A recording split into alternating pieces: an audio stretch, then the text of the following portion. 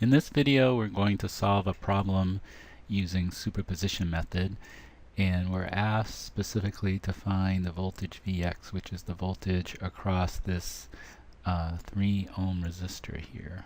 Okay, we're given the polarity as you see, and there's two sources, an independent current source of 10 amps and an independent voltage source of 10 volts. So the first thing in a problem like this is to draw out your superposition circuits, and I've done so on the following 2 pages here. Okay, since we have 2 independent sources, we're going to have 2 superposition circuits to analyze. So here is the superposition circuit where we leave in the current source and we kill or eliminate the voltage source. And as mentioned in the previous lecture, the way you get rid of or kill voltage sources is that you replace them with shorts, because that's the ideal internal resistance of a voltage source. So that 10 volt source is now a short right here. And then for the circuit where we're analyzing for the 10 volt voltage source, we eliminate the current source with an open, because that's the ideal internal resistance of a current source in open. So here the 10 amp has been killed. So you see, we're going to find the voltage across the 3 ohm, okay, Vx due to the 10 amp source first, and then we'll find Vx across the 3 ohm due to the 10 volt source, and then we'll algebraically sum those to get what the final answer is, okay, the total answer. So looking at this circuit here first with the 10 amp current source, we just apply what we've learned previous in the course. You know, we could do node voltage method, we could do mesh current method, or we can go back to current divider, voltage divider, doing R equivalent, and you know, techniques like that that we first learned about, KCL, KVL. And in fact, since it's been a while since we've solved a circuit like that, let's go back to, you know, how we were solving circuits before we learned about the systematic methods of analysis. Okay, so the first thing to look at here is we've got this 10 amps source here. So that 10 amps is going to flow into this node that connects it to the 1 ohm resistor, and it's going to continue. Okay, it's going to flow into this node here, and then it's going to continue through the 1 ohm resistor, and then when it gets to this node, it's got more than one path. So some of that 10 amps is going to go through this path that's got the 3 and 5 in series, and some's going to go through this 2 ohm resistor. Now here's a really key point. When this current that is flowing through the 2 ohm resistor gets to this node, where in one path there's the 6 and 4 in series for a total of 10 ohms, and the other path there's this short. And remember, a short has 0 ohms. So I don't think we've seen this in a previous class yet, that when you have a case like this where current has a choice between a path that has resistance and a path with 0 resistance, which remember, resistance is opposition to current flow, well, ideally all that current will go through the short. Okay, none of it will go through this path here that has the resistance. So when you have a short that's across resistors like this, you can just ignore those resistors. They're irrelevant. There's no current flowing through them. So as far as our analysis goes, all we got to concern ourselves with is the 2 ohm resistor on this side of the circuit. So realizing that, what we can do now is we can use current divider to find the current through this 3 ohm, and once I have the current through the 3 ohm, then use Ohm's law to get the voltage.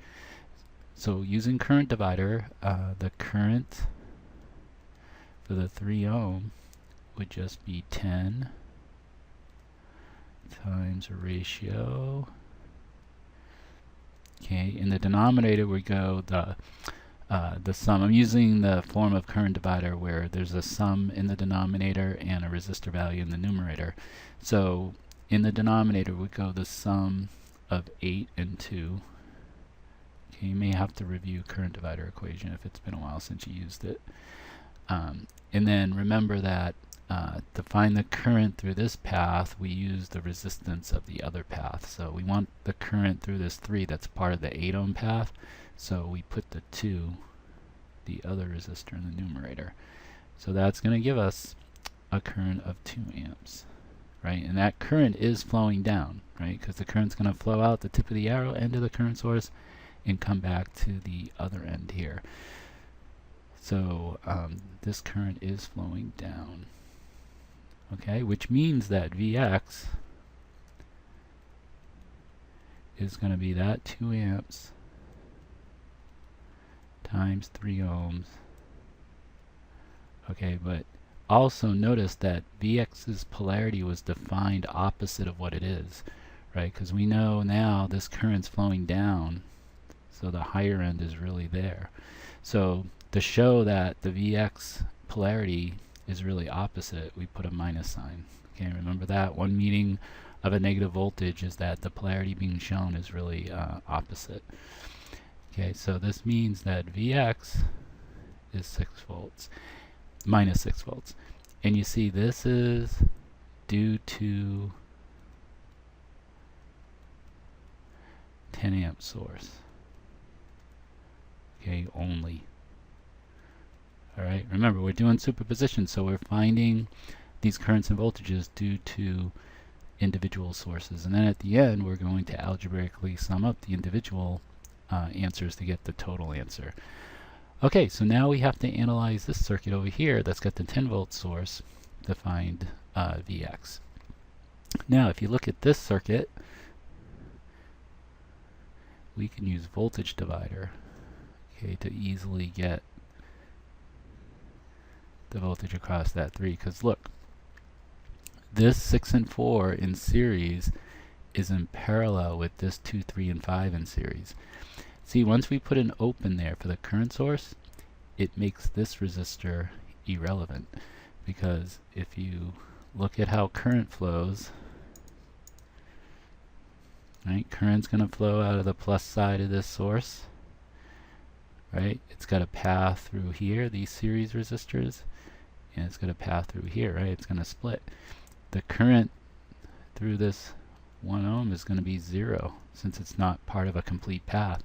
So again, for analysis purposes, we can just ignore that. Okay, anytime a resistor has 0 current through it, it becomes irrelevant in that analysis. Okay, so we can now use voltage divider, okay, because I know that there's 10 volts across this 2, 3, and 5 in series. So Vx using voltage divider is just going to be 10 times the ratio of resistances, Req, the 2, 3, and 5 go in the bottom, so that's 10, right? 2 plus 3 plus 5. And then we want the voltage across the 3, so that goes in the numerator. And then we got to put a minus sign here again, since again this polarity is really opposite. This current is flowing down, right? Because this voltage source has to be supplying. It's the only source in the circuit since we eliminated the current source. So it's got to be supplying. So current's leaving its higher voltage end, going back to the lower voltage end, and it's going down through these resistors to do that. So the real polarity is like that for Vx. So it's going to be minus 3 volts. And then the current,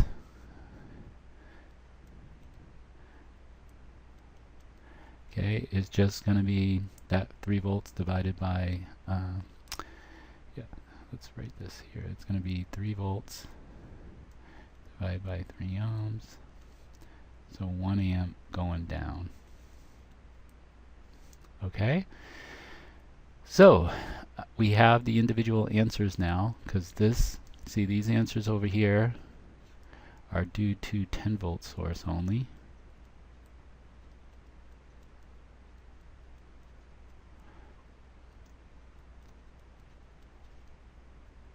Okay, now to get the total answer,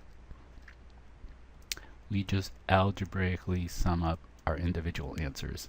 So I3, right, the current for the 3 ohm again, well, we take the current due to the 10 amp source only and the current due to the 10 volt source only and algebraically sum them up. And what that means is, see, since the currents are both going the same way, we just add them. If we had a circuit where for one source the current was going one direction and for the other source the current was going the other direction, well, we would take the difference. and then the overall direction would be determined by the bigger current. Okay, so this is just like when you do a mesh current method and you have two mesh currents defined through the same element, how you come up with the element currents, the same concept. So you see here, this would just be the two currents added up, and they're both going down. And then Vx, okay, keeping with the polarity that was given in the problem, which is actually the wrong polarity, well, we would just add those two up, minus 9 volts. Okay? Now you can see this makes sense, because when I look at my total answers, well, if I have 3 amps through a 3 ohm resistor, the voltage is 9 volts, right? Just 3 times 3. Or if I have 9 volts across a 3 ohm resistor and I divide by its resistance 3, I have 3 amps. So you see Ohm's law is satisfied here, so they make sense. Now remember, I mentioned in the first video on superposition that you can't use superposition to find the power. You can't get the total power by finding the individual powers and summing them up. So let's see that that's true here, because look here, if I find the power for the 3 ohm resistor, okay, in this superposition circuit where there's 6 volts across the 3 ohm and 2 amps through, well, that's just going to be 6 times 2, 12 watts. And now if I do the same thing over here in this superposition circuit, right, I'd have 3 times 1, 3 watts. Okay, so if I took those two answers, my superposition answers for power, right, and I algebraically summed them up, so that'd be 15 watts, right? Just add them together. Well, look, that doesn't equal what the actual total power is, because see here, if I take my total answers,